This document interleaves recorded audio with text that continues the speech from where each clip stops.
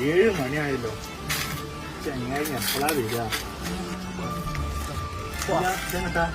പണിക്കൂല്ലേ? പണിക്കില്ല പോണേ. എല്ലാത്തിനല്ലോ മാറ്റുള്ള തുണി കുപ്പയൊക്കെ ഇതിന്റെ ഉള്ളിലുണ്ട്. പോവാ. ഇതാണ് കേട്ടോ നമ്മളെ പണിസ്ഥലം.